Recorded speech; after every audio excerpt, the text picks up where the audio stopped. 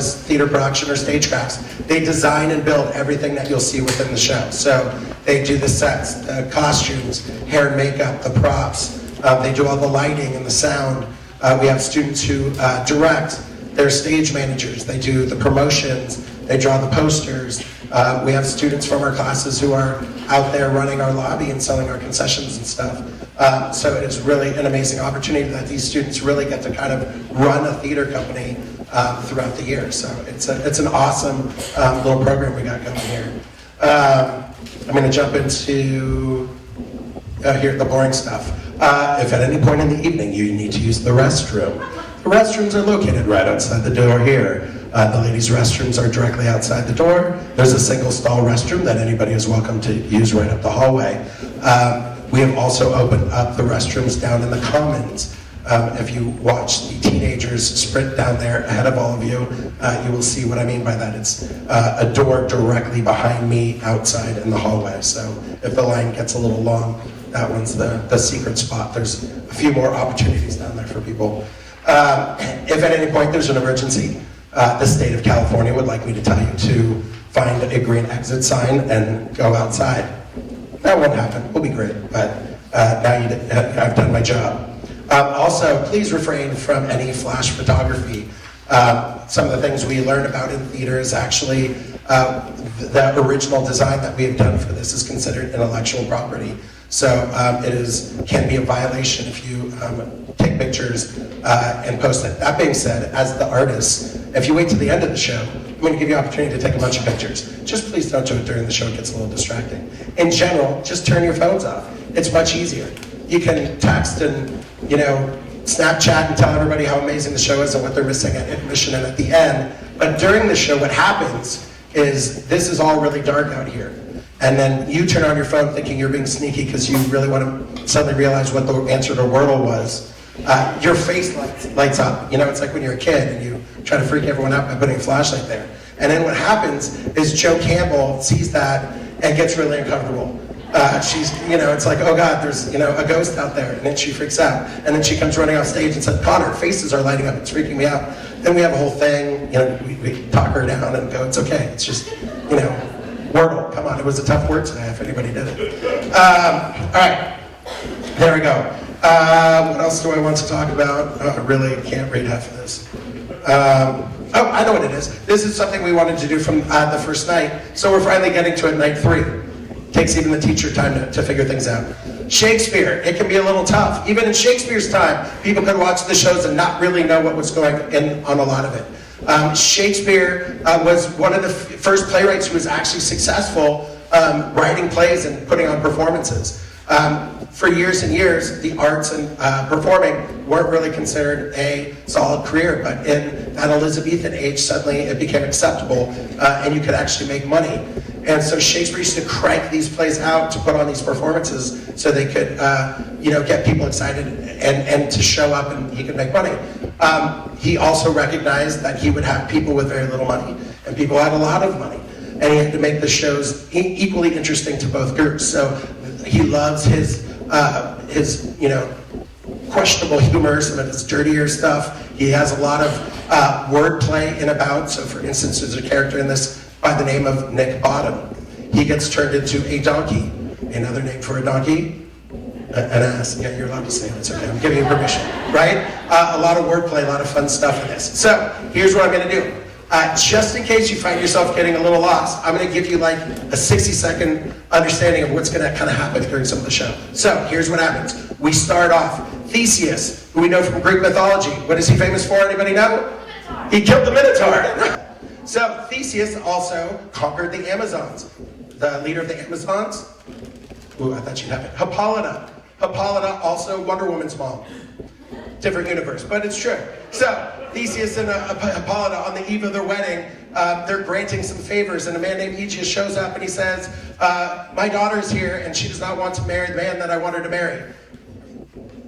Her body, my choice? No, I won't get into that. No, and he says, she's going to marry who I want her to marry. If she does not, the rules say there's only a couple things that can happen. 1, she has to go to a nunnery. 2, she has to marry him. Or 3, she can be put to death. So if she doesn't want to do what I want, she gone, right? So his daughter and Lysander, for certain reasons, they have fallen in love. And she does not want to marry Demetrius. And they go, okay, we're going to haul out of here, but on our way, we're going to go through this magical forest, because of course that's what people do. So that's kind of the start of this. Meanwhile, there's another girl who's in love with Demetrius. Demetrius had a little fling with her a while back, but now wants nothing to do with her. Doesn't happen in high school at all. All right, so meanwhile, because there's a wedding coming up the next day, there's a group of actors who happen to be the worst actors you could ever possibly imagine. Because they're all tradesmen, and they, they're bellows benders, and they make stools, and they do all kinds of manual labor, and then suddenly decide that they're going to perform in front of a court. They're doing a play called Pyramus and Thisbe, which is loosely what Romeo and Juliet is ultimately created from. So we got that going on. Then we have a whole fairy world that's going on here, led by Oberon and Titania. Titania and Oberon are in a little fight. So Oberon finds his mischievous little second in command by the name of Puck and says, we're going to get some revenge on here. We're going to put some magic dust in her eyes, and she's going to fall in love with the first person that you see. I wonder who that will be. All right? So that's basically what the story starts off to be. And then it kind of goes from there. Chaos ensues. And then we resolve in wonderful, funny, hilarious fashion. So if you find yourself lost at a little point, because that happened with Shakespeare all the time, he gets poetic. He has some words and wonderful lines in there that don't necessarily have anything to do with the story. Pay attention to what the actors are telling with their bodies and the way they're telling the story, and you might actually find it's a little easier to follow along. So hopefully that will help. So here's what I'm going to say. At 7:17, I did that for Avery Helfer because that's the time she always picks. I'm going to stop talking. People, closing night, Midsummer Night's Dream.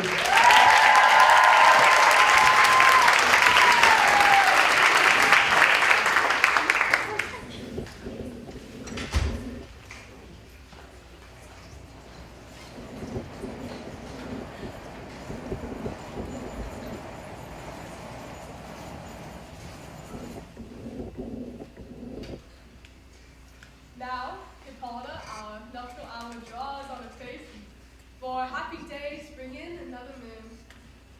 Oh! My face has faultless altered way, she lingers my desires like a step to a dowager, long moving out a young man revenue. 4 days will quickly seek themselves in the night. 4 nights will quickly drink away the time. And then the moon, like bent to a silver bow, shall behold the night of our solemnity. Go for the straight, struck the Athenian youth, awake with mirth and nibble spirit of mirth, turn melancholy, forth to funerals, to the companionship, not for our call.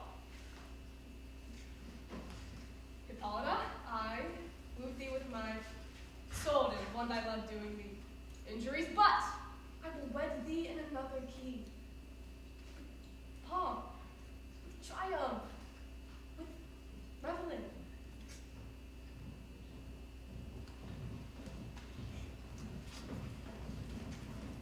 Happy be Theseus, our renowned Duke. Thank you, good Aegeus. What's the news with thee?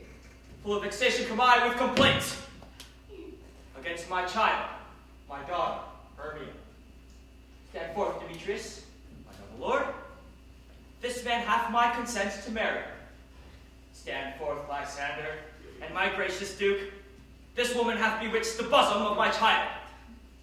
With cunning hast thou fixed my daughter's heart, turned her into obedience, which is due to me, to stubborn harshness, and my gracious Duke, be it so she will not hear before your grace. Consent to marry Demetrius. I beg the ancient privilege of Athens. As she is mine, I may dispose of her, which shall either be to this gentleman, or to her death, according to our law, immediately provided in that case. What say you, Hermia? But be advised, fair maid, to you your father should be. As a god, will not compose your beauties, yes, through whom you are, but as a form in wax, I mean, within his power to lead the figure, or disfigure. Demetrius is a very worthy gentleman. So is Lysander. In herself she is, but in this kind, wanting your father's voice, the other must be held the worthier. Would my father look to it with my eyes? Well, your eyes must with his judgments look.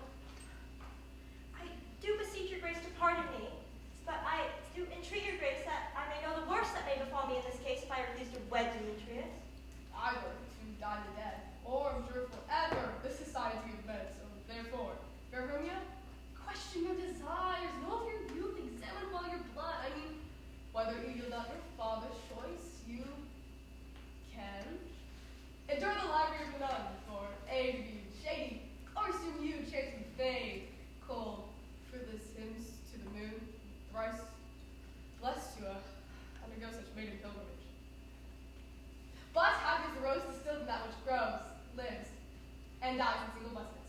So will I grow, so live, so die, my lord. Ere I will my virgin hang up unto his lordship, whose unwishing of my soul consents not to your sovereignty. Will take time to pause, and by the newest moon, the sealing day betwixt my love and me, upon the day either prepared to die for disobedience of your father's will, or else wed Demetrius as he would, or protest on Diana's altar for a austerity and single life. Relent, sweet Hermia, and Lysander, yield thy praise title to my certain right. You have her father's love, Demetrius? When we have Hermia's, do you marry him? Scornful, Lysander, truly hath my love, and once my love shall render him. As she is mine, all my right of her, I do estate unto Demetrius.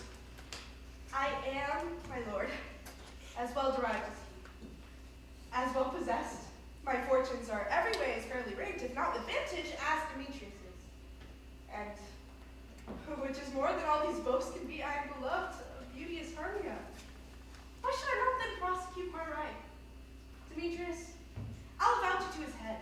He made love to Neater's daughter, Helena, and she, sweetly, dotes, devoutly dotes in idolatry upon this spotted and inconstant man. I must confess, I have heard so much of being full of self-affairs, my mind lost it. But come Demetrius and come Aegeus, you shall go with me. And as for you, Hermia, you should look you on yourself to fit fancies of your father's will, but the law of Athens yields you up to death, or to vow for austerity and single life. Come and Helena, what you, my love? Demetrius and Aegeus, go along, I must employ you with the business, it gets our nuptial, and confer you something nearly that to yourselves. Duty and desire, we follow you.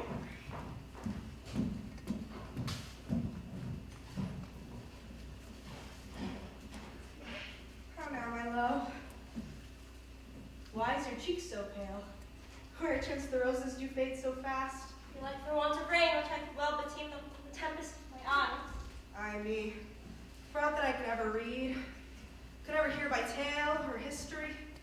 The course of true love never did run smooth, but it was different in blood, Oh, cross, too high to be brought to low. or else misgraft in the respective years, Spite, too old to be engaged to young. or else it stood upon the choice of Oh, friends. hell, to choose love by another's eyes. If then true lovers have ever been crossed, then it stands as an edict and destiny. Then let us teach our frail patience, for it is a customary cross, as due to love as thoughts and dreams and sighs, wishes and tears, poor faces forward. A good persuasion. Therefore, hear me, Hermia. I am a widow aunt, a dowager of great revenue, and she hath no child. From Athens is her house remote 7 weeks, and she respects me as her only daughter. There, gentle Hermia, may I marry thee, and to that place the sharp Athenian law cannot pursue us. If thou lovest me, then steal forth thy father's house tomorrow night, where we did meet thee once in the wood with Helena. There I will stay for thee. Good Lysander, in that same place thou hast appointed me, tomorrow truly will I meet with thee. He promised, love. Oh, here comes Helena. Godspeed, fair Helena, whither away? Call you me fair? Fair again unsay. Demetrius loves your fair. Oh, happy fair, your eyes are lodestars, and your tongue's sweet air more tunable than lark to shepherd's ear. When wheat is green, when hawthorn buds appear, sickness is catching. Oh, were favor so, yours would I catch fair Hermia. Here I go. My ear should catch your voice, my eye your eye, my tongue should catch your tongue's sweet melody. Oh, teach me how you look, and with what art you sway the motion of Demetrius' heart. I frown upon him, yet he loves me still. But your frowns will teach my smile such skill. I give him curses, yet he gives me love. Oh, that my prayers can such affection move. The more I hate, the more he follows me. The more I love, the more he hateth me. His folly, however, is no fault of mine. And but your beauty would that fall for mine. Take comfort, he no more shall see my face. Tomorrow Lysander and myself will fly this place. Helen, to you our minds we will unfold. Tomorrow night, from Athens' gates have we devised to steal. And in the wood, where often you and I upon faint Primrose bed were wont to lie, emptying our bosoms of their counsel sweet, there my Lysander and myself shall meet. And thence from Athens turn away our eyes to seek new friends and stranger companies. Farewell, sweet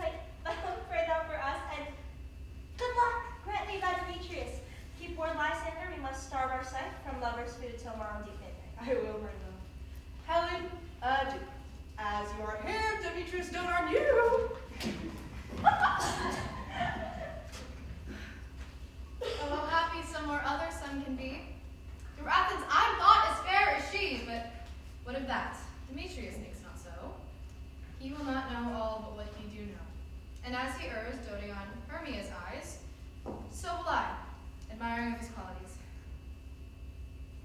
I will tell him of fair Hermia's flight.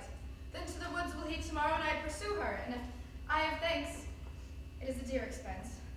But heaven mean I to enrich my pain to have his sight thither and back again.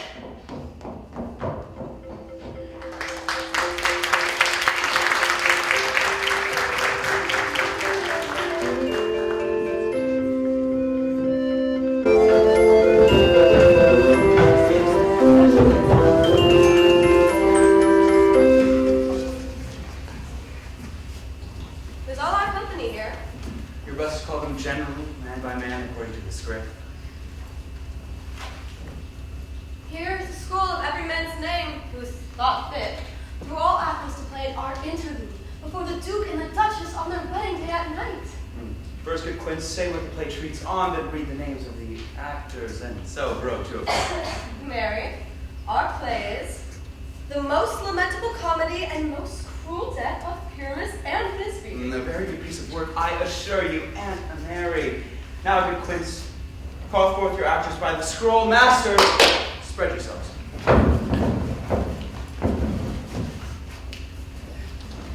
Enter as I call you, Nick Bottom the Weaver. Ready. Name what part I am for, and proceed. You, Nick Bottom, are set down for Pyramus. What is Pyramus? A lover or tyrant? A lover who kills himself most gallant for love. Thou last in tears in the true performing of it. If I do it, let the audience look into their eyes. I will move storms. I will condole in some measure to the rest. Yet my chief humor is for a tyrant. I can play Hercules rarely, or a barbarian added to make all split. The raging rocks and shivering shocks shall break the locks of prison gates. And Phoebus' car shall shine from afar and make a mar the foolish face.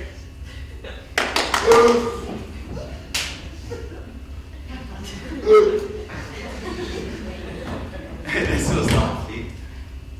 Now name the rest of the players. Francis? This is Hercules' vein, a tyrant's vein, a lover's more. Francis Flute, the bellows mender. Here, Quince. Flute, you must take Thisbe on you. Ah, what is Thisbe? A wandering knight? It is the lady that Pyramus must love. Ah! Nay, Faith, let me not play woman. I have a beer coming. See, right there. That's all one. You shall play a mask, and you may speak as small as you will. And I may hide my face, let me play Thisbe too, or speak in a monstrous little voice. Here's me. Here's me. Ah, Pyramus dear. Lovely dear, that lady dear, Thisbe dear. No, you must play Pyramus and Flute, you Thisbe. Well, proceed. Robin Starveling the tailor. Here, Peter Quince. Robin Starveling, you must play Thisbe's mother. Tom Snap the tinker. Here, Quince. You, Pyramus' father. Myself, Thisbe's father. Snug the joiner. You, the lion's part. And I hope here is a play fitted. Have you the line part written? Pray you, give it me, for I'm slow study. You may do it extempore, for it's nothing but roaring. Let me play the lion too. Oh, I will roar that I'll make any man's heart good to hear me. I will roar that I'll make the Duke say, let him roar again. Let him roar again. Then you shall do it too terribly. You would fright the Duchess and the ladies, that they would shriek and that were enough to hang us all. That would hang us. Every mother's son. Masters, if I grant you, if that you should frighten the ladies out of their wits, they would have no more discretion but to hang us. But I will aggravate my voice so that I will roar you as gently as any sucking dove. I will roar you into a nightingale. You can play no part but Pyramus. For Pyramus is a sweet-faced man, a proper man, as one shall see in a summer's day, a most lovely gentleman, like man. Therefore, you must needs play Pyramus. Well, perhaps I will undertake it. Oh, what period were I best to play in? Why what you will? I will discharge you with either straw-colored beer, or your orange tawny beer, or your French crown-colored beer, your perfect yellow. Some of your French crowns have no hair at all and you have to play bareface. But masters, here are your parts, and I am to entreat you, request you, and desire you to come in by tomorrow night to meet me in the palace wood. Ma will up the town by moonlight. There we will rehearse. For if we meet in the city, we'll be dogged with company and our devices known. In the meantime, I will draw a bill of property such as our play wants. I pray you fail me not. We will meet, and there we may rehearse most obscenely and courageously. Take pains, be perfect. Adieu. At the Duke's oak we meet. And not hold or cut bowstrings.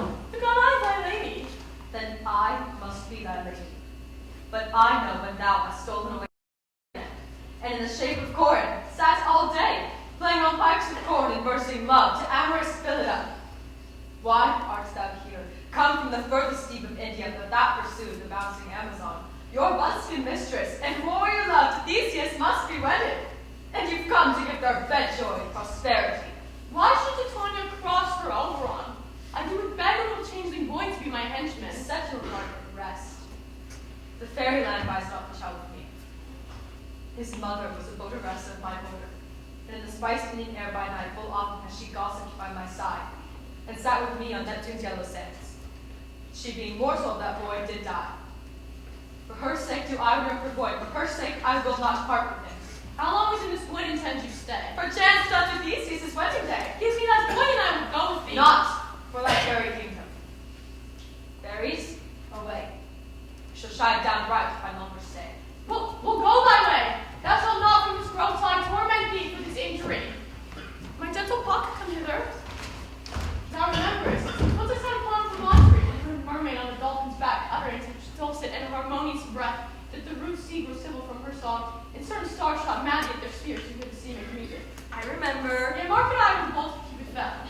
It fell upon the western flower, formed of white, now purple with love's wound, and maiden's color love and idleness. Fetch me that flower, the herb I showed thee once. The juice of it, on sleeping eyelids laid, will make a man or woman madly dote upon the next live creature that it sees. Fetch me this herb, and thou be here again, ere the Leviathan gets removed.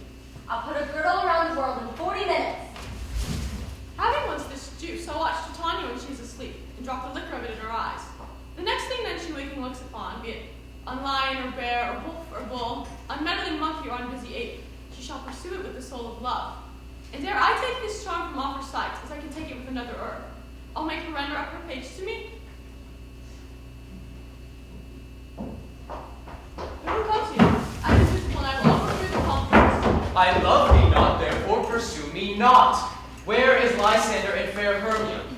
The one I'll slay, and the other slayeth me. Thou toldst me they were stolen upon this wood. Yet here am I woe within this wood, because I cannot meet my Hermia. Hence get thee gone, and follow me no more. You draw me, you hard-hearted adamant. Do I entice you? Do I speak you fair? Or rather, do I not in plainest truth tell you I cannot nor I will not love you? Even for that do I love you the more. I am your spaniel, and Demetrius, the more you beat me, I will fawn on you. Use me but as your spaniel, spurn me, strike me, neglect me, lose me, only give me leave, unworthy as I am, to follow you. What worser place can I beg in your love? And yet, a place of higher respect within me than to be used as you use your dog. Tempt not too much the hatred of my spirit, for I am sick when I do look on thee. And I am sick when I look not on you. You do impeach your modesty too much to leave the city and to commit yourself into the hands of one that loves you not, to trust the ill counsel of night and the opportunity of a desert place with the rich worth of your virginity. Your virtue is my privilege, for it is not night when I do see your face. Therefore I think I'm not in the night, nor doth this wood lack worlds of company, for you and my respect are all the world. Then how can it be said that I'm alone, when all the world is here to look upon me? I'll run from thee and hide me in the brakes, and leave thee to mercy wild beasts. The wildest hath not such a heart as you. I will not say thy questions. Let me go. Or if thou follow me, do not believe, but I shall do thee mischief in the wood. I, the temple, the town, the field, you do me mischief. Fie, Demetrius. Your wrongs do set a scandal on my sex. We cannot fight for love as men may do. We should be wooed, and we're not meant to woo. I'll follow thee! A heaven of a hell. To die upon the hand I love so well. Fare thee well, then, ere she do leave this grove, thou shalt fly her, and she shall seek thy love. Has not a flower there, welcome wanderer? Aye, there it is. I pray thee give it me. I know a bent where the wild thyme blows, where oxlips and the nodding violet grows. There sleeps Titania sometime of the night, lulled by these flowers and their dances and delights. With the juice of this, I'll streak her eyes and make her full of hateful fantasies. Take thou some of it, and seek through this grove, the sweet Athenian ladies in love. But the disdainful youth anoint their eyes, but do it when the next thing they spy may be the lady. Thou shalt know them by the Athenian garments they hath on. Respect her with some care that they may prove more fond on them than upon their love. And meet me ere the first cock crows. Fear not, my lord. My servant shall do so.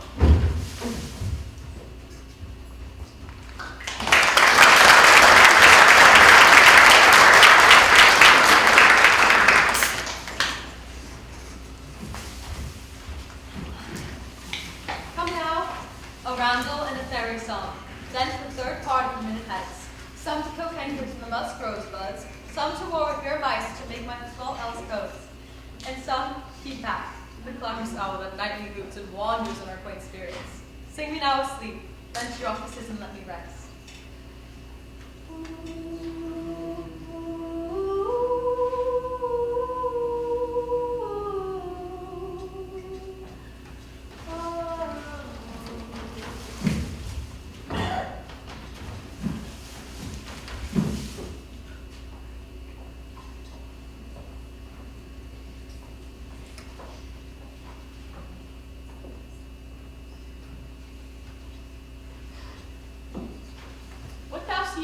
thou dost wake, do it for thy true love's take.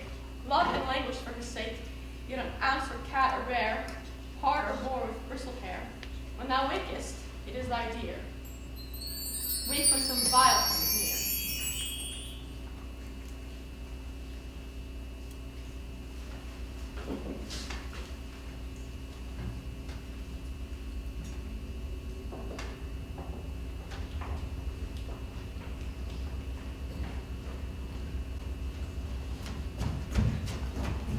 Oh, fair love, you're faint with wandering in the wood.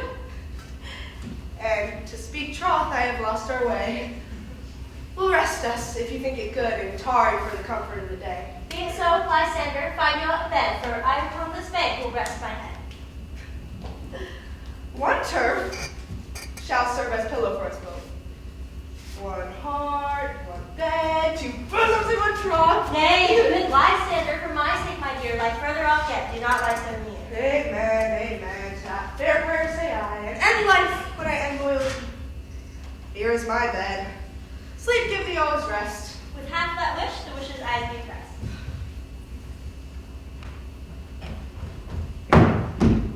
Through the forest I have gone, but Athenian found I not, on whose eyes I might have grew. This flower's force and stirring love. Night in silence. Who is here? Weeds of Athens she doth wear. This is she, my master said, and despised Athenian maiden. And hear the maiden sleeping sound on the dank and dirty ground. Oh, pretty soul, first now lie here, this lack love, kill courtesy. Churl upon thy eye I throw all the power this charm doth owe. When thou wakest, let love forbid. Sleep her seat on thy eyelid. So wake when I'm gone, for now I must to Oberon.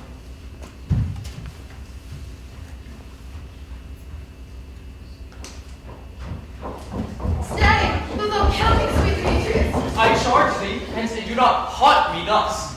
Oh, wilt thou darken and leave me? Do not so. Stay on thy peril, I alone will go. I am out of breath in this fond chase. The more is my prayer, the lesser is my grace. Happy is Hermia, whereso she lies, for she hath pleasant and attractive eyes. How came her eyes so bright? Not with salt tears. If so, my eyes are oftener washed than hers. No, I am ugly as a bear, for beasts to meet me run away for fear. Therefore, no marvel through Demetrius do as a monster fly my presence thus. But who was here? Lysander? On the ground? Dead or asleep, I see. No blood, no wound. Lysander, if you live. Wait! And run through fire I will for thy sweet sake. Transparent Helena, nature shows art that through thy bosom makes me see thy heart. Not Hermia, but Helena I love. Oh, who would not change a raven for a dove? The will of man is by his reason swayed, but reason says you are the worthier maid. Wherefore was I to this keen mockery born? When at your hands did I deserve this scorn? Is it not enough? Is it not enough that I did never, nor never can, deserve a sweet look from Demetrius' eye, and you must flout my insufficiency? Good troth, you do me wrong. Good sooth you do, in such a disdainful manner me to woo. But perforce I must confess, I thought you of more true gentleness. Oh, that a lady one man refused should of another therefore be abused. She sees not Hermia. Hermia sleep thou there, and never mayst Lysander come near. So I will go with all my might to honor Helen and to be her knight. Help me! Lysander, help me! Do thy best to pluck this brawling serpent from my breast. I beg for pity. What a dream was here. Lysander, look how I do quake with fear. Methought a serpent eat my heart away, and you sat there smiling at this cruel prey. Lysander? What, removed? Lysander? Lord? What? Out of hearing? Gone? No sound?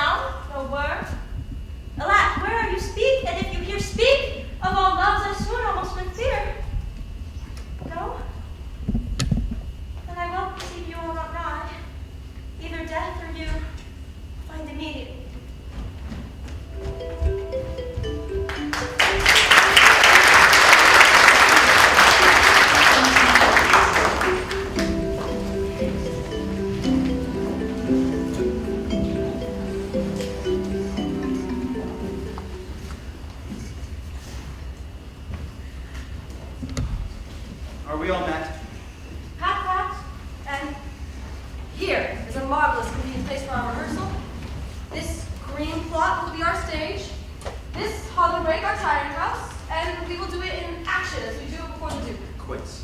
What sayest thou, Holy Bottom? There are things in this comedy of Pyramus and Disney that will never please. First, Pyramus must draw a sword to kill himself, which the ladies cannot abide. How answer you that? Fire Lincoln a parlous fear. I believe you must leave the coming out when all is done. Not a whit. I have a device to make all well. Write me a prologue, and let the prologue seem to say, we will do no harm with our swords. Now, Pyramus is not killed, and indeed, and for the more better assurance, tell them that I, Pyramus, and not Pyramus, but Bottom the Weaver. This will put them out of fear. Well, we will have such a prologue, and it will be written in 8 and 6. No, make it 2 more. Let me written 8 and 8. Will the ladies not be afeard of the lion? I fear it, I promise you. Masters, you ought to consider with yourselves to bring in got you us. A lion among ladies is a most dreadful thing, for there's none more fearful, wild, foul than your lion living, and we ought to look to it. Therefore, another prologue must say he is not a lion. No, you must name his name, and half his face must be seen through the lion's neck, and himself should say thus or to the same effect. Ladies, fair ladies, I would wish you, or I would request you, or I would entreat you, not to fear, not to tremble, my life for yours. If you think I come hither as a lion, no, it were a pity of my life. I am no such thing. I am a man, as other men are, and therefore let him name his name and tell them plainly he is snug to join her. Hi. It shall be so, but there's 2 hard things. That is to bring moonlight into a chamber, for Pyramus and Thisbe meet by moonlight.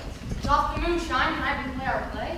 A calendar, look in the almanac, find out moonshine. Aha. Yes, it doth shine that night. Oh, why then make leave the casement of the great chamber window where we play open, and the moon may shine in at the casement? Or else one must come in with a bush of thorns and a lantern, and say he comes to disfigure or present that person in moonshine. But there's another thing.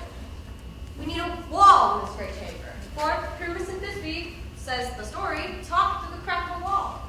You can never bring in a wall. What say you, Bottom? Some man or other must present wall. And there let him have some loam or some plaster or some rough cast about him to signify wall. And let him hold his fingers thus. And through that cranny shall Pyramus and Thisbe whisper. If that may be, then all is well. Come, sit down, every mother's son, and rehearse your parts. Pyramus, you begin. When you have spoken your speech, enter through that break, and so everyone according to his cue. What hempen homespuns have we spied very near? So near the cradle of the fairy queen. What a play towards! I'll be an auditor, an act or 2, perhaps, if I see cause. Speak, Pyramus. Thisbe, step forward. Thisbe, the flowers of odious savor sweet. Odors. Odors. Thisbe, the flowers of odor savor sweet. So hath thy breath, my dearest Thisbe dear, but hark, a voice. Stay but here a while, and by I will to thee reappear. A stranger Pyramus ere played here. Must I speak now? I very must you, for you must understand he goes but to see a voice that he heard and is to come again. Most radiant Pyramus! Most lily white of you! Thy color like the red rose on triumphant rear! Most frisky juvenile and eke most lovely Jew! I'll meet thee, Pyramus, at Niddy's tomb. Niddy's tomb! Man, you must not speak that yet. You answer to Pyramus, you speak all your parts at once, cues and all. Pyramus, enter! Your cue is past and was never tired. As true it's yours, that yet would never die. I were fair Thisbe, I were only die. Monstrous! Monstrous! Even haunted! Fly doctors! Fly doctors! I'll follow you. I'll lead you round and about, through bog, through bush, through brake, through briar. Sometimes a horse I'll be, a hound, a hog, a headless bear, or fire, and neigh and bark and front and roar, and horse, hound, hog, hound, and fire at every turn. Why do they run away from me? This is an angry of them to make me appear. Oh, Bottom! Thou art changed! What did I see on thee? What do you see? You see an ass head of your own, do you? Bless thee, Bottom! Bless thee, thou art translated!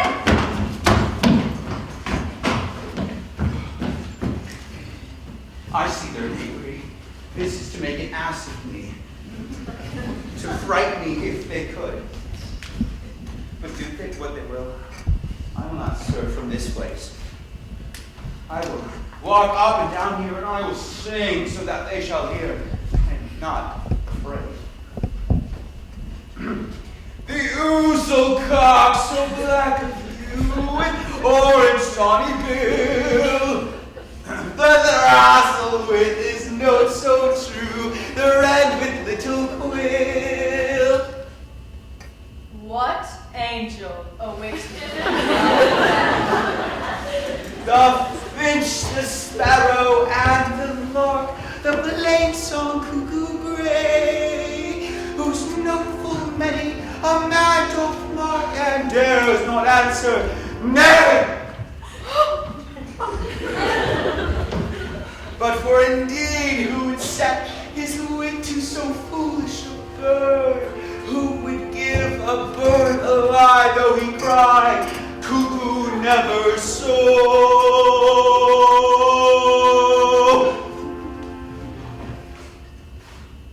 What angel awaits me?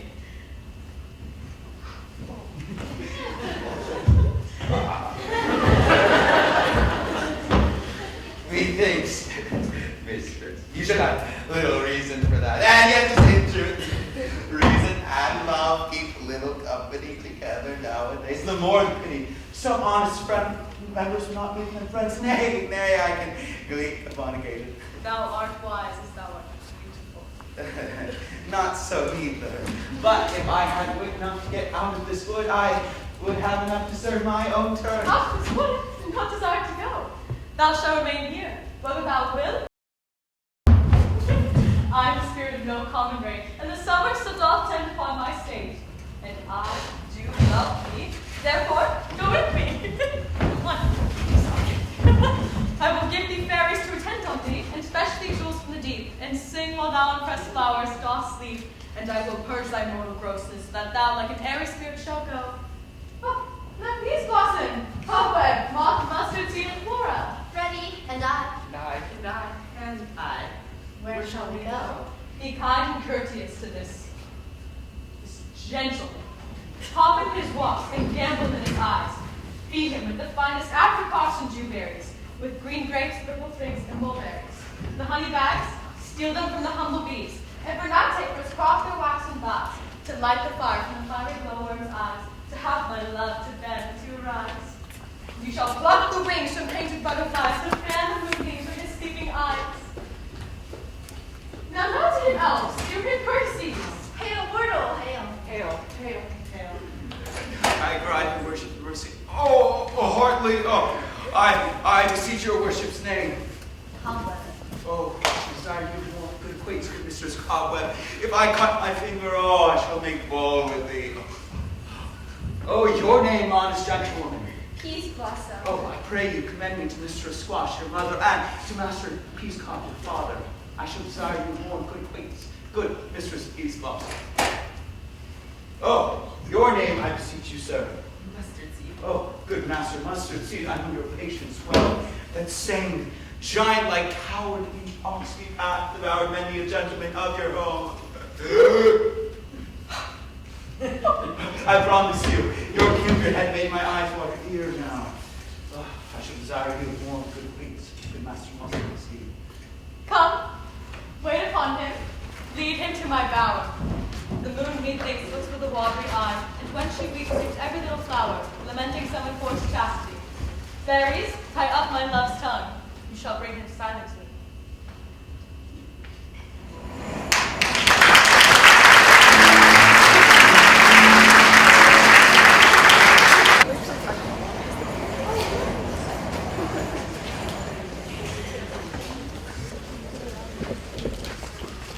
I wonder if the Tanya will be awakened.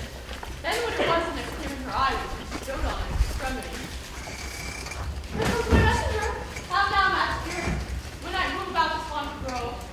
My mistress, with the monsters in love, near to her close and consecrated eye, watching with her soul sleeping hour, a crew of hatching, rude mechanicals, who worked for bread upon Athenian stones, were met to rehearse a play intended for the great Theseus' nuptial day. The shallowest thick-skinned of their barons, who here is presented in their sport, forsook his scene and entered in a break when I did he at disadvantage take, and axe was gnawed fixed on his head. So when the moment came to pass, Titania awakened straightway loved an axe. This falls out better than I could devise.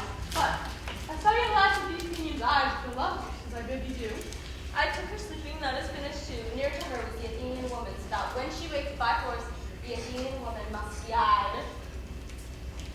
Stay close. This is the same Athenian. This is the woman. But this is not the Athenian.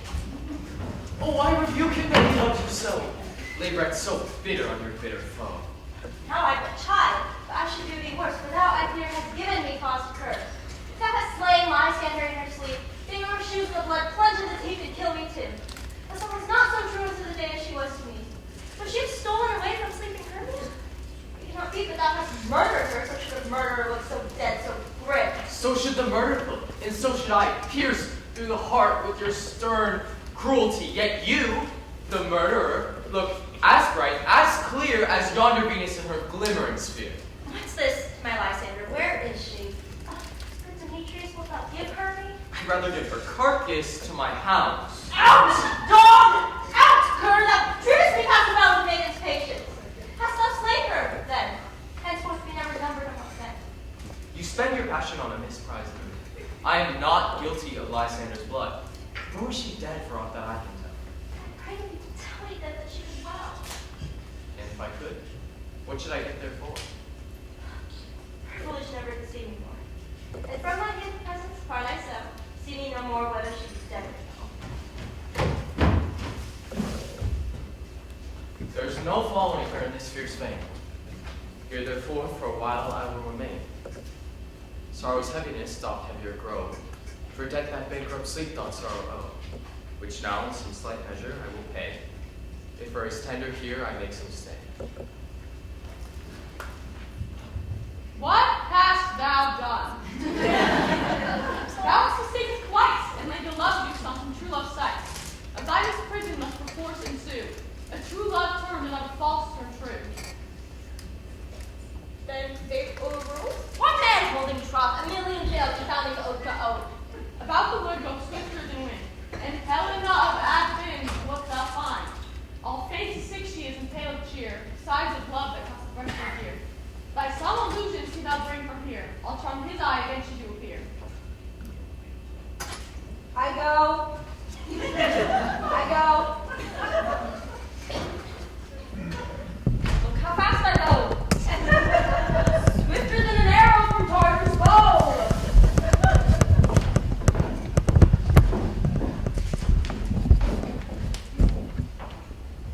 Flower of his purple dye, hit with Cupid's archery, sink in apple of his eye, when his love doth fly, and her shines gloriously as Venus in the sky.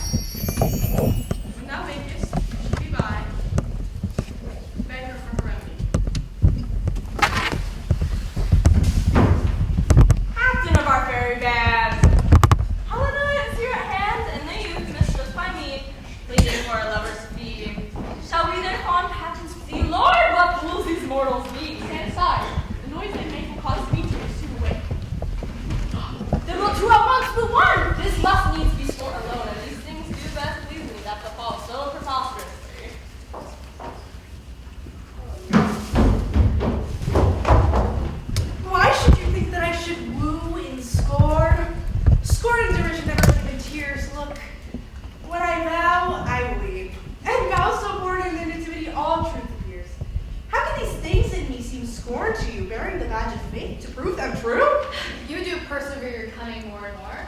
When truth kills truth, oh, devilish holy fray! These vows are Hermia's. Will you give her or? Weigh oath with oath, and you will nothing weigh. Your vows to her and me, put into scales, will even weigh. Both light as scales. I had no judgment when to her I swore. Nor none in my mind. Now, you give her or. Demetrius loves her, he loves not you. Oh, Helena, goddess, imperfect, divine. To what, my love, shall I compare thy mind? Crystal is muddy, oh, how ripe in show. Thy lips, those kissing cherries, tempting grow.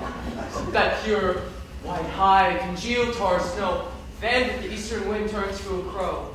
When thou holdst up thy hand, oh, let me kiss this princess of pure white, the seal of bliss. Oh, spite of hell! I see you all are bent to set against me for your arrogance. If you were civil and knew courtesy, you would not do me thus much injury. Can you not hate me, as I know you do, but you must join in souls to mock me too? If you were noble, as noble you are in so, you would not use a gentle lady so. You both are rivals, and love Hermia, and now both rivals to Mount Helena. A trim exploit, a manly enterprise, to conjure up tears in a poor man's eyes with your derision. None of noble sort would so offend a virgin, and extort of poor soul's patience, all to make you sport. You are unkind, Demetrius. Be not so. For you love Hermia, this you know I know. And in all my love, in all my heart, in Hermia's love I yield you up my heart. Words of Helena, to me the queen, who I love and will until my death. Never did mockers waste more idle breath. Lysander, keep thy Hermia, I will not. If e'er I loved her, all that love is gone. My heart to her but is guest-wise sojourn, and now to Helen it is home return, there to remain. Helen, it is not so. Disparage not the fate thou dost not know, lest to thy peril thou abide, dear. Look where thy love comes. Yonder is thy dear. Thou art not but mine eye, Lysander, found. Mine ear, I think, it brought me to thy sound. But why kindly didst thou leave me? Why should she stay, whom love doth press to go? What love to press Lysander from my side? Lysander's love, thou would not let her bide. Fair Helena, who more yields the night than all you owes in fiery eyes of light. Why seekest thou me? Could this not make thee know the hate I bear thee, made me leave thee so? You speak not as you think it cannot be. Lo, she is of this confederacy. Now I presume they conjoined all three to fashion this false sport in spite of me. Injurious Hermia, most ungrateful maid. Have you conspired with these? Have you contrived to bait me with this foul derision? Is all the counsel we two have shared, the hours we have spent to shig the hasty-footed times of hardiness? Or was it all forgot? All school days' friendship, childhood innocence, to join with them in scorning your poor friend? I am amazed at your passionate words. I scorn you not. It seems that you scorn me. Have you not said, Lysander, as in scorn, to follow me and praise my eyes and face?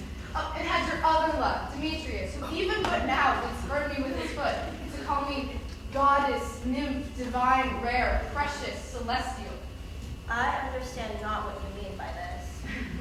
But I do persevere counterfeit sad looks, make vows upon me when I turn my back, wink at each other, hold the sweet jest up. This sport, well carried, shall be chronicled.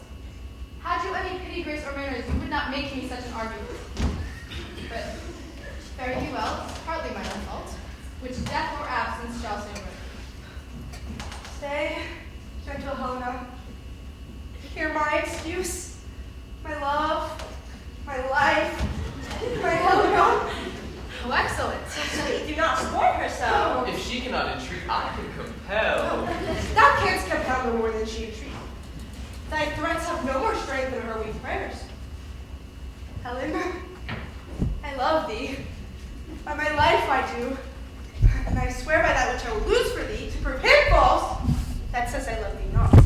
I say I love thee more than she can do. If thou say so, withdraw, and prove it to... Quick, come. Lysander, where to tends all this? Oh, when you warrant! seem to break loose, take on as you would follow. But yet, come now, you are a tame woman. Go! Oh! Hang off! Hang off, thou cat! Thou bird! Ugh! Vile thing! Let loose, or I will shake thee from you like a serpent. Why are you grown so rude? What change is this, sweet love? Thy love. Out!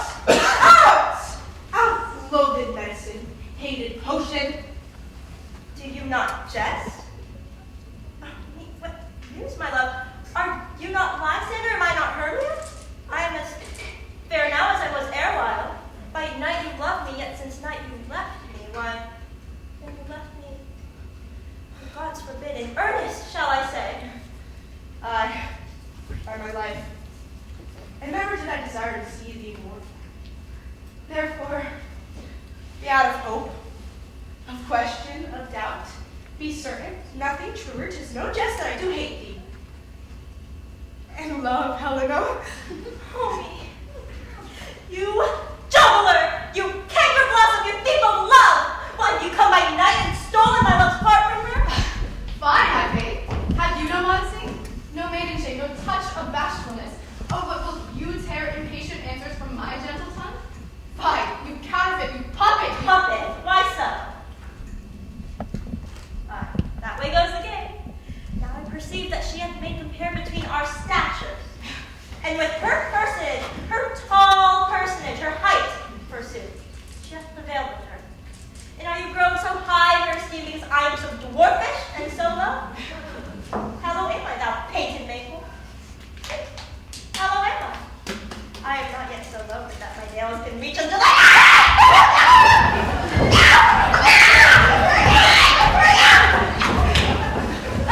No, you mock me. Let her not hurt me. Never first, I have no gift at all for intrusiveness. I am a right maid for my cowardice. Let her not strike me. You may perhaps think that because she is something lower than myself that I can match her. Lower? Hark again. But Hermia, do not be so bitter with me. Evermore did I love you, Hermia. Did ever keep your counsels, never wronged you, save that in love unto Demetrius, I told him of yourself into this wood. He followed you. For love, I followed him. But he hath chid me hence and threatened me. To spurn me, strike me, nay, to kill me too. So you will let me quiet go. To Athens, I will bear my folly back and follow you no further. You see now how simple and how fond I am. Get you gone. Who is it that hinders you? A foolish heart, which I leave here behind. What, with Lysander? Demetrius. Be not afraid. She shall not harm thee, Helena. No, ma'am, she shall not. Though you take her part.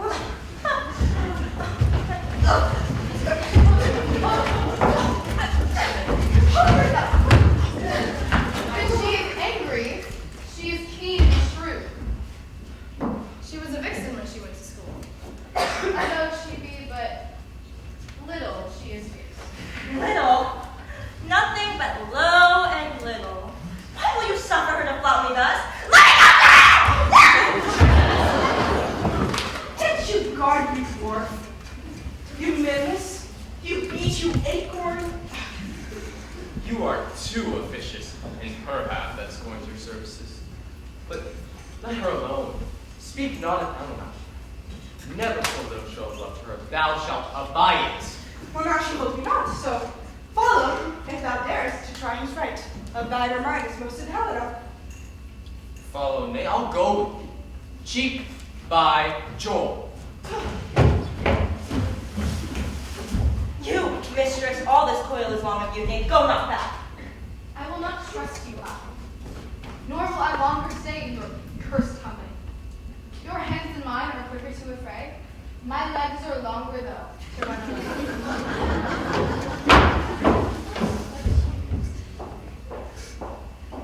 I am amazed, and know not what to say. This is thy negligence. Still thou mistakest, or else committest thy malicious willfully. But we queen of shadows, I mistook.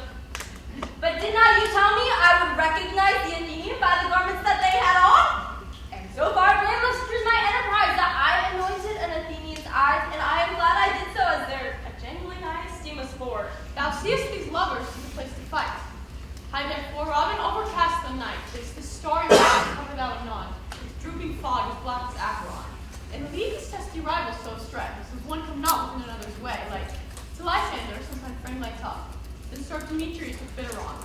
And sometime rail thou like Demetrius, and from each other look thou weak and thus, till o'er their brows the counterfeit fleet, with vain light and battery wings upward.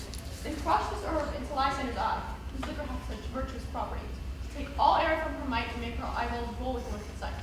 When he next awake, all this derision shall seem a dream and fruitless vision. And may back to Athens may all the lovers win, whose these things till death shall never end.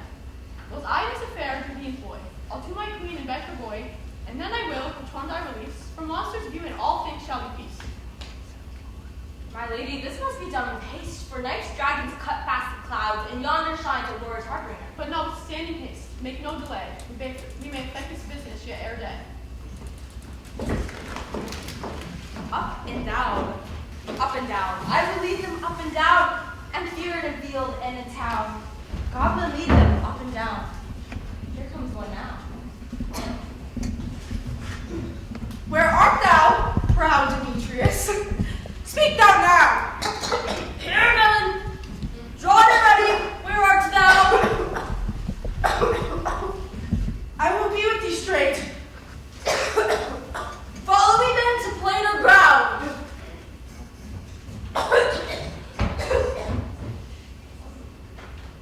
Lysander, speak again.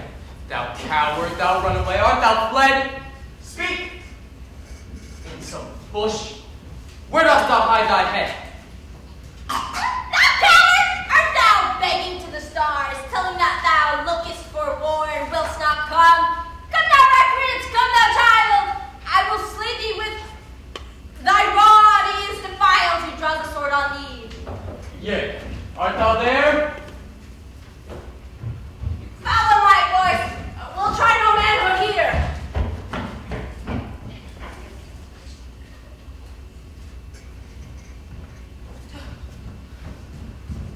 He goes before me and still dares me on. When I come where he calls, then he is gone. The villain is much lighter heeled than I. I followed fast, but faster did he fly. That fallen am I, in dark and even way. Here will rest me. Come, thou gentle day, for if but once thou show me that great light, I'll find Demetrius and revenge this spite. Ho ho, coward! Why comest not? Abide me, if thou darest, for while I walk, thou runnest before me, shifting every place, and dare not stand nor look me in the face. Where art thou now? I am here. Come hither. Nathan, thou mockst me. Thou shalt buy this deer, if ever I thy face by daylight see. Now go thy way, famous constraint, to measure out my length on this cold bed, and by day's approach look to be visited.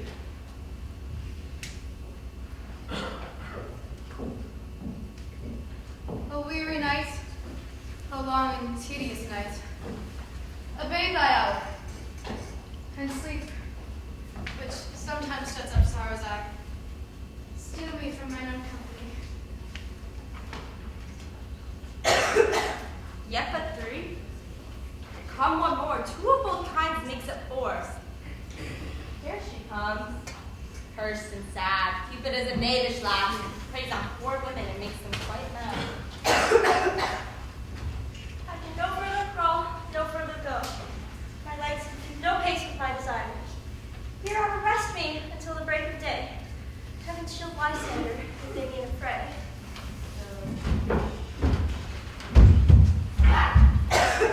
Sleep sound on the ground, and I'll apply to your eye a gentle lover's remedy.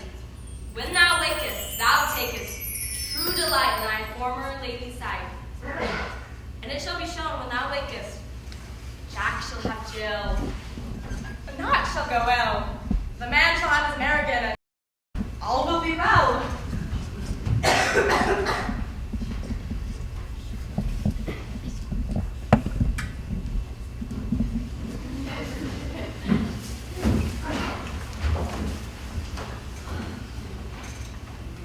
Come, sit thee down upon this flowery bed, while I thy edible cheeks do coy, and stick musk roses in thy sleek smooth head, while I kiss thy fair large ears, my gentle joy.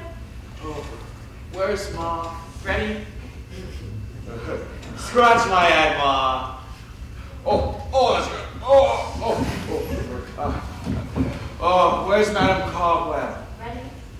Get you your weapons in your hands, and kill me a red tip probably on top of the thistle. And, good madame, bring me the honey bag. Do not fret yourself too much in the action, good madame. And, good madame, have care the honey bag break not. I would loathe to have you overflown with the honey bag, senora. Where's Monsieur Mustard Seed? Ready?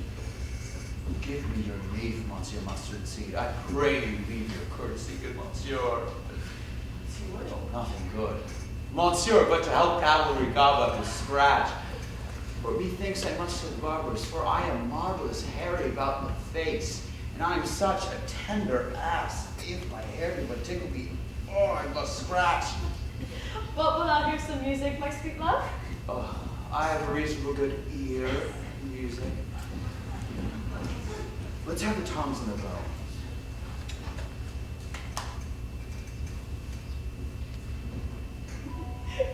Or say, sweet love, will thou desirous to eat? Truly, a peck of provender I could munch on your good dry oats. But methinks I would desire the hay. Good hay, sweet hay hath no fellow. I have a venturous bird that shall seek the squirrel's hoard and fetch thee new nuts. I'd rather have a handful or two of dried peas, but I pray you that none of your people stir me, for I have an exposition of sleep come upon me. Oh, sleep thou, and thou will wind thee in my arms. Fairies, be gone, be always away. So doth the woodbine, sweet honeysuckle, the gentle female ivy that rings the barky fingers of the elm. How I love thee, how I dote on thee.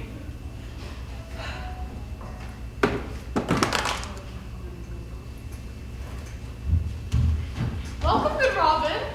Seest thou the sweet sight? Her daughters now I do begin to pity, and now I have the boy among his hateful imperfections among her eyes. In gentle pluck, take this transformed spell from off the head of this Athenian swain, that he, awakening when the others do, may all to Athens back again repair, and think no more of his accidents, but his fierce vexation of a dream. But first, I will release the fair queen. Seest thou what's going to see?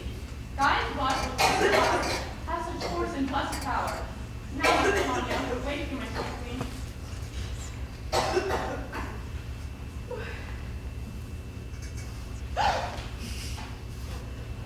My Oberon! What vision have I seen? Methought I was enamored of an axe. There lies your love. Tell me, how came these things to pass? Oh, my eyes do loathe his visage now. Child is blood. Robin, take off his head. Tanya, music call, and strike more dead than all these common sleep 5 cents. Music call? Music such the tongue is Then, my queen, take hands with me and rock the ground whereon these sleepers be. Fairy queen, attend and mark. I do hear the morning mark. Then, my queen, in silent sad, trip we after the night shade. We the globe can compass you, swifter than the wandering moon. Come, my love, in our flight, tell me how it came this night, that I was here sleeping bound with these mortals on the ground.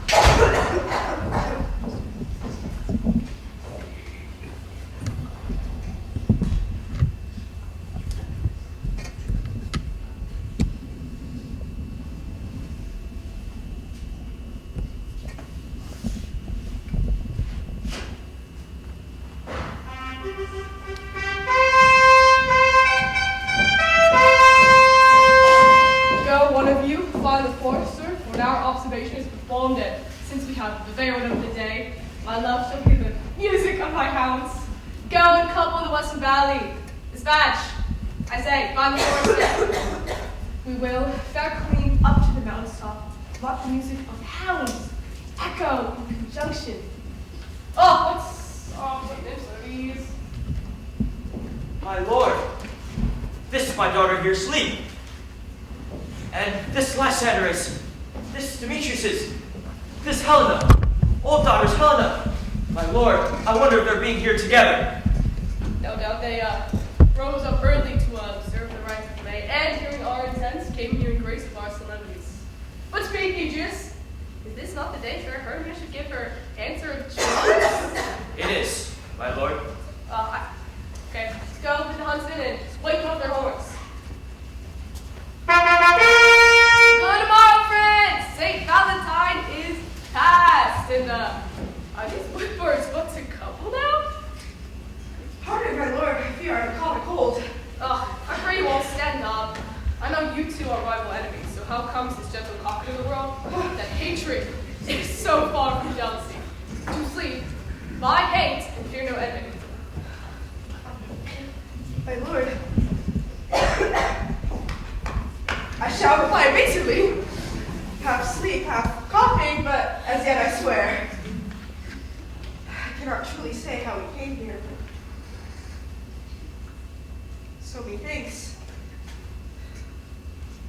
So it is. I came with Hermia hither. Our intent was to be gone from Athens so we might, without the fear of the Theban wrong. Enough! Enough, my lord, you have enough. I beg the law upon our head. They would have stolen away. They would, Demetrius. Thereby to have defeated you and me. You of your wife and me of my consent. Of my consent that she should be your wife. My lord, fair Helen told me of their stealth, and of their purpose hither to this wood. And I, in fury, hither followed them. For Helena, in fancy, hither followed me. I wot not by what power, but by some power it is. My love to Hermia has melted as the snow. And now, the object and pleasure of mine eye is only Helen. Aww! Fair lovers, you are fortunately met under this discourse, and this cold we will hear anon, and Aegis. You will prepare your will, for by and by with the temple of us, these couples shall eternally be knit. Alright, the way of us to Athens theme will hold a feast in all solemnity, and our purpose hunting shall be set aside. Come recall that. These things seem small, and distinguishable. Methinks I see these things from far and wide, but everyone seems dumb. So methinks, and I found Demetrius a jewel, mine own, and not mine own. Are you sure that we're awake? It seems that yet we sleep, we dream. Do you not think that the Duke was here and bid us follow him? Yeah, my father. And Helena. And bid us follow to the temple. Why then, if we are awake, let us go. And by the way, let us recount our dreams.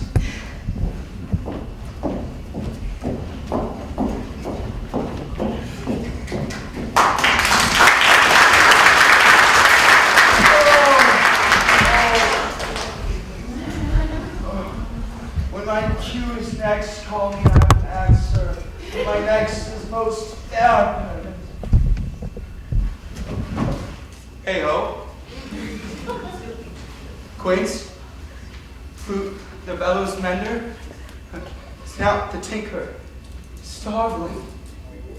God's my life, stolen hence and left me asleep. I've had a most rare vision. I've had a dream. Pastor would demand to say what dream it was. Man is but an ass. Go about expound what this dream was. Methought I was. There's no man can say what. Methought I was. And methought I had. But man's a past fool if he will offer to say what methought I had. Man's hand is not able to taste. His tongue to conceive. Nor his heart to report what my dream was.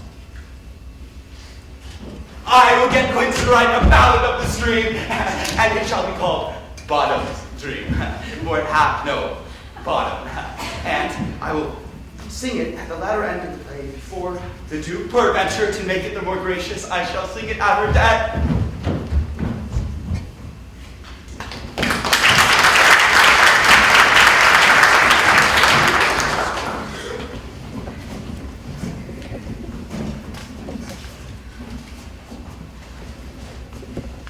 Have you sent to Bottom father's house? Has he come home yet? He cannot be heard of. Out of doubt he has transported. If he comes not, then the play is marred. It goes not forward. Doth it? It is not possible. You have not a man in all Athens able to discharge Pyramus but he. No, he has simply the best wit of any handicraftsman of Athens. Yeah, and he's the best person too. And he's a very paramour for a sweet voice. You must say paragon. Paramour is, God bless us, something of not. Masters, the Duke is coming from the temple, and there are 2 or 3 ladies and more married. Oh, if our sport had gone forward, we'd all been made men. Oh, sweet bully bottom. Where are these lads? Where are these hearts? Bottom! Almost courageous day, almost happy hour! Masters, I am to discourse wonders, but ask me not what. Let us hear, sweet bottom. No, not a word from me. But all that I will tell you is that the Duke hath done. Every man look over his part, get his apparel together, for the long and short is our play is preferred. And most hereafter, eat no onions, no garlic. For we are to utter sweet breath. No more words, away, away.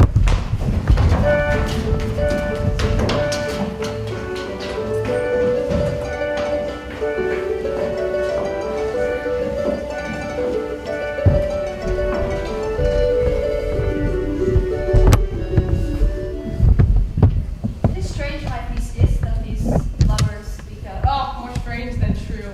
I would never believe these antique fables with these fairy tales. I mean, loves and madmen have such seething brains and such shapely fantasies that apprehends more than cool reason comprehends. I mean, how easy is the bush supposed to bear?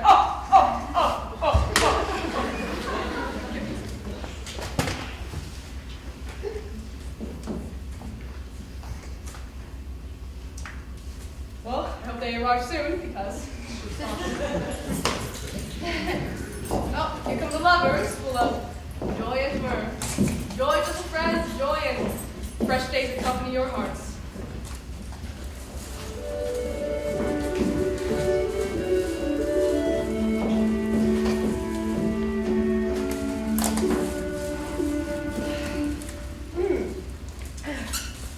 More than to us. In your walks, your board, your bed. Doc, come now and say, what masks, what dances, how shall we have to wear with as long as 3 hours? Where is our usual manager of mirth? Is there no plague, is the anguish of this torturing hour? Compensate! Mighty Theseus! Say, what enrichment have you for this evening? What masks? What music? I mean, how shall we beguile the lazy time without some delight? There is a brief how many sports are right. Choose up what your highness will see first.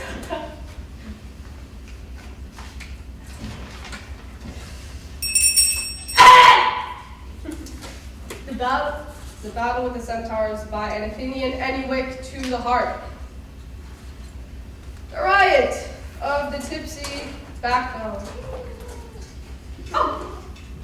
A tedious brief scene of young Pyramus and his love. This be a play there is, my lord, some 10 words long, which is as brief as I have known a play, but by 10 words, my lord, it is too long.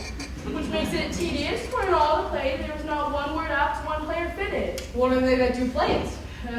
Hard-handed men who work in Athens here, which never labored in their minds till now, and now have toiled their unbreathed memories with this same play against your nuptial. You'll hear it. No, my noble lord, it is not for you. I have heard it over, and it is nothing in the world, unless you can find sport in their intents, extremely stretched and calmed with cruel pain to do you service. We will hear that play, for nothing can be amiss without simpleness and duty tended to it. Now go, bring them in and take your places, ladies. And Demetrius. I love not to see wretchedness overcharged in its duty and its service perishing. Well, sweet, you saw she knows such things. She said that they could do nothing in this kind. So please, your grace, the prologue is addressed. Let her approach.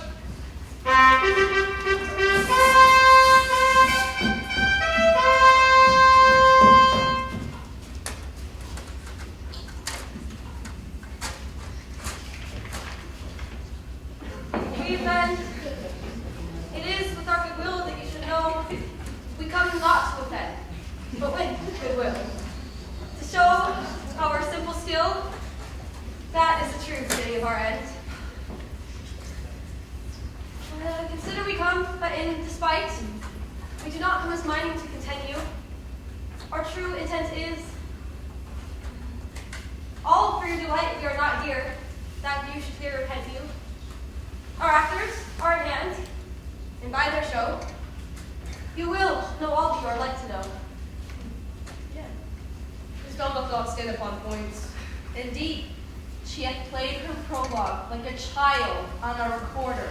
A sound, but not in government. Her speech was like a tangled chain knocking and bearing, all distorted. Who is next?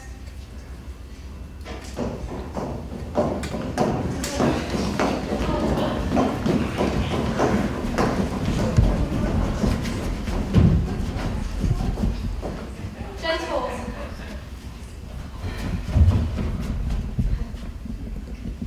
Gentles.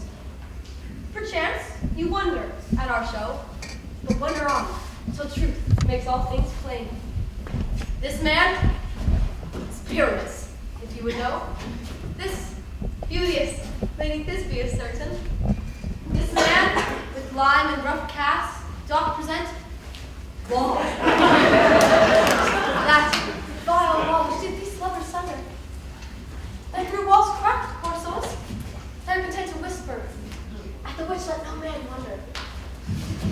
This man, with lantern, dog, and bush of thorn, presenteth moonshine.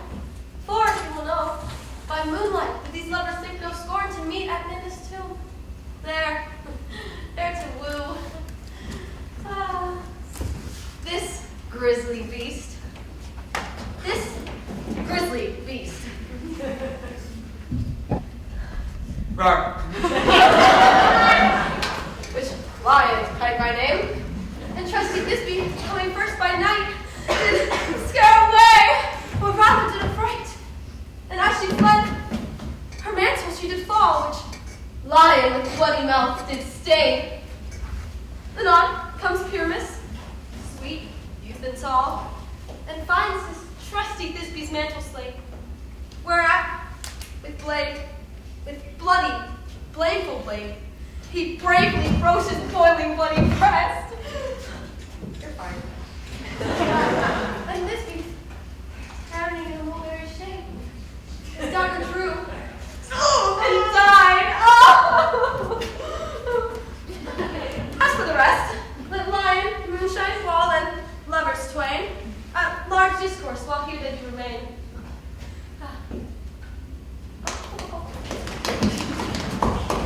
I wonder how the lion can speak.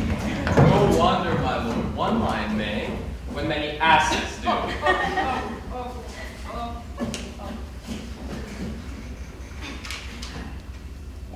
In this same interlude it doth befall that I once now by name present a wall. And such a wall I'd have you think that had been a cranny hole or brick, through which the lovers Pyramus and Thisbe did whisper often very secretly.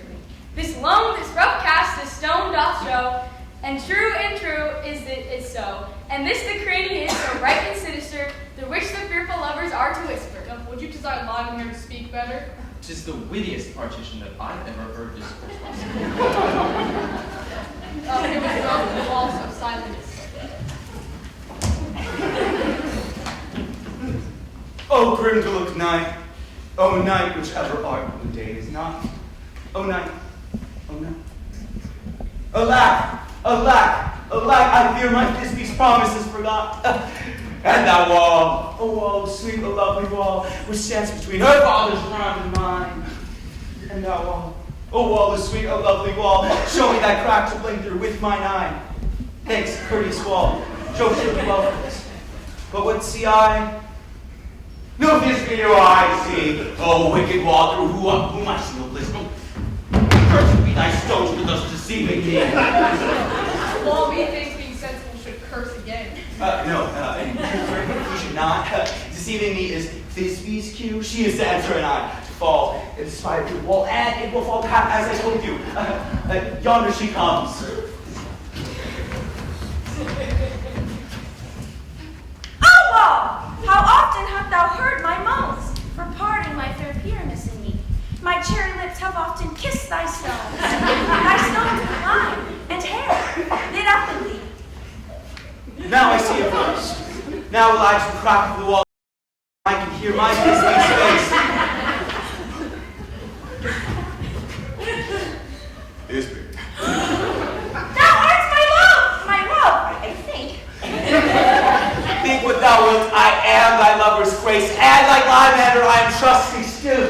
And I like Helen, till the fates me kill. Not shaftless to Procris, was so true. As shaftless to Procris, I to you. Oh, kiss me through the hole of this vile wall.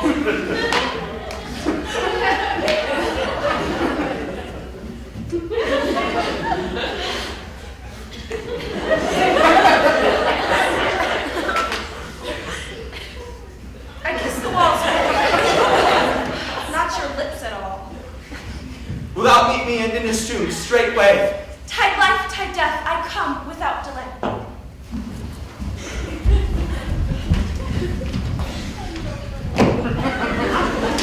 And thus if I will, my part discharge so, and being done, doth the way wall go.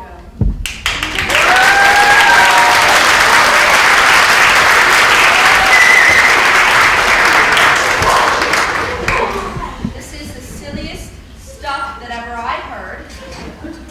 The best is counted by shadows. Oh, here come two noble beasts. A man. And a lion!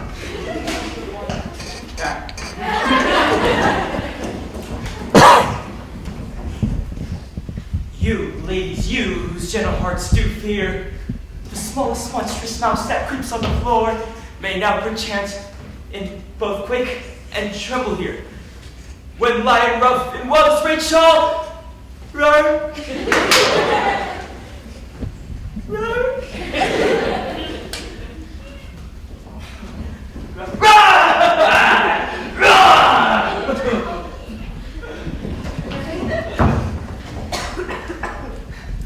Then know that I, once left the joiner, am a lion fell, nor else no lion's dam. For in this place I shall come and strike. In this place, for pity on my life. Oh, very gentle beast of good conscience. It's the very best out of these that I've ever saw. This lanthorn doth the horned bear The one should have been on his head. Oh, he's no crescents and his horns are invisible within the circumference. This lanthorn doth the horned moon present, I, the man of the moon, do seem to be. So this is the greatest error of all the rest. The man should be put into the lanthorn. How else is the man in the moon? He dares not come for the lanthorn, for you see, the candle is already snuffed. I'm wary of this moon. When he would change.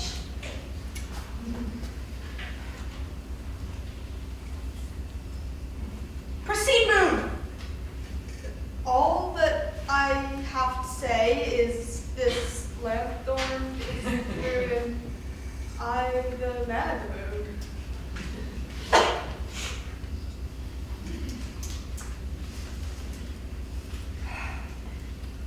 And this thorn bush is my thorn bush.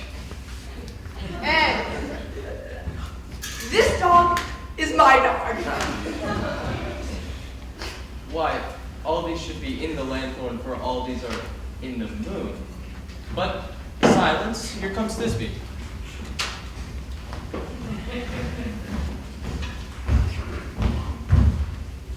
This is old Ninny's tomb. Where is my love?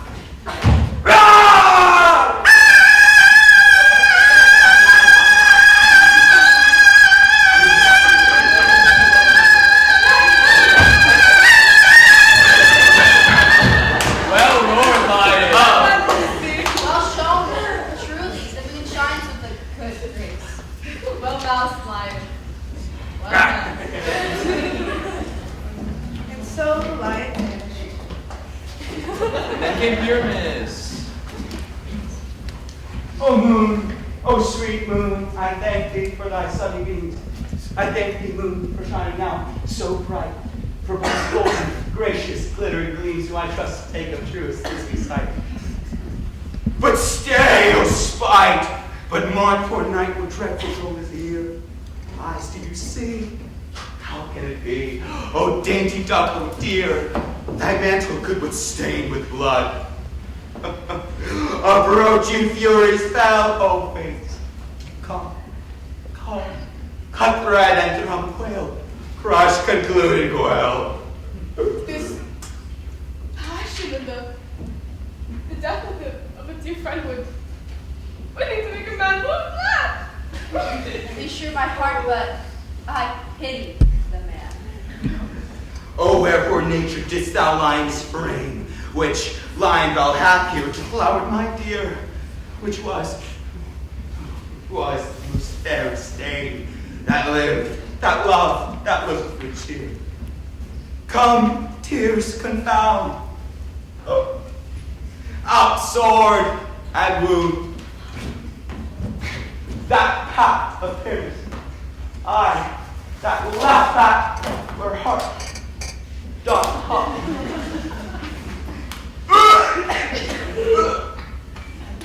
Thus die I. Thus.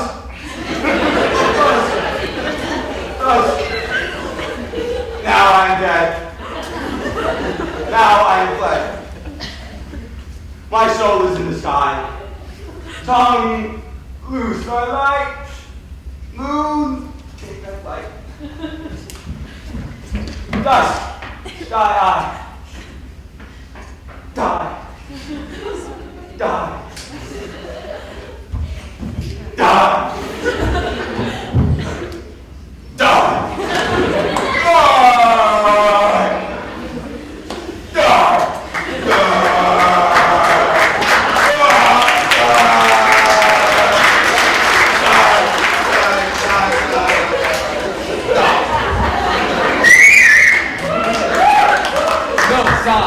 But an ace, for he is but one.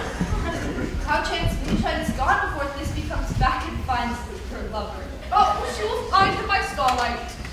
Oh, and her passion ends the play. Methinks she should not be such a long one for such pureness. I hope she will be brief. Asleep, my love? What? Dead? My dove? Oh, goodness! Arise! Speak!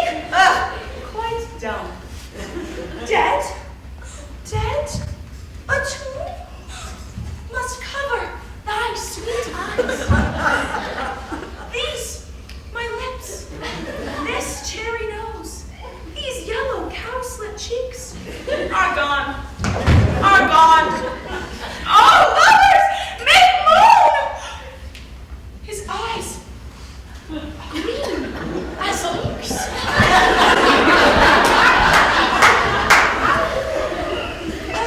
Oh, sisters three, come to me with hands as pale. Lay them. Ignore. Since you have shore, with shears his light of silk. Tongue. Not a word. Come, trusty sword. Thank you. Come, blade.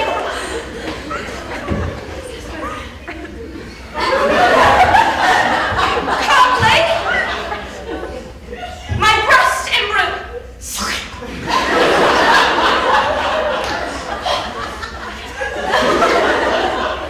And thus, friends, speak out. Adieu. Stop it. Adieu.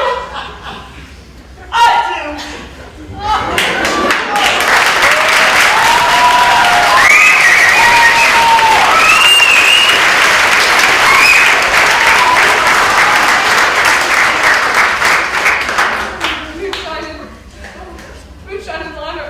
I'll live to bury the dead. I at the wall, too. No, I assure you, the wall is down that part of their father. Will it please you to see the epilogue where Bergamo stands between two eyes? No. No, I pray you. For your epilogue needs no excuse. Burgomaster stands slow. Slow!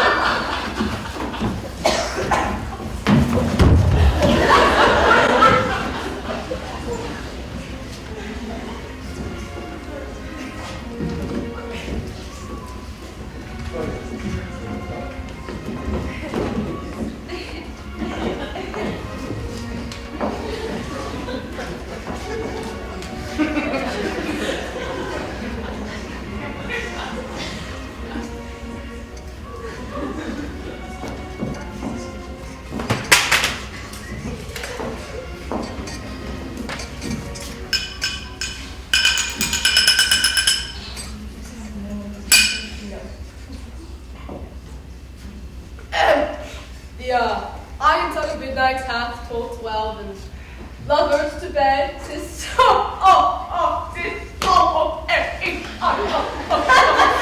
I fear we shall not sleep the coming morn. We have overwatched this palpable gross half play, well beguiled. Sweet friends to bed, the heavy gate of night holds this solemnity in nightly revels and new jollity.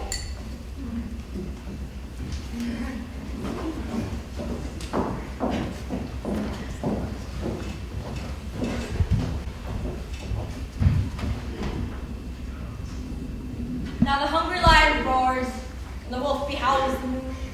The heavy plowman snores, all with weary task foredone. And the wasted brands that do blow, and the owls screeching loud, utter wretched and woe in the remembrance of a shroud. Now it is the time of night, that the graves all gaping wide, for everyone puts forth their strife. And a church we path we to glide, and we fairies that run by the tree Hecate's team, from the presence of the sun, following the darkness like a dream.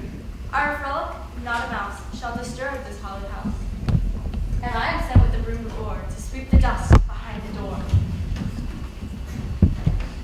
Through the house, each fairy stray, and to this ditty shall we sing and dance it trippingly. First, rehearse your song by rote, to each word a wandering note. Hand in hand, in this very grace, we will sing and bless this place. Now, until the break of day, through the house each fairy stray.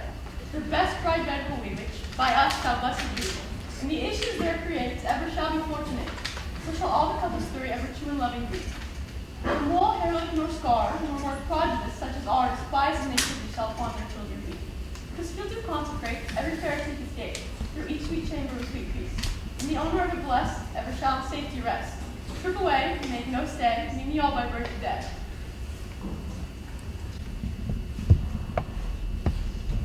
We shadows have offended. Think but this, and all is mended, that you have but slumbered here, and while these visions did appear with this weak and idle theme, nor very yielding, but a dream. Gentles, do not reprehend. If you pardon, we will mend. And as I am an honest puck, if we have unearned luck, now escape the serpent's tongue, we will make amends ere long. Puck a liar call. So good night, table. Give me your hands if we be friends, and Robin shall restore men.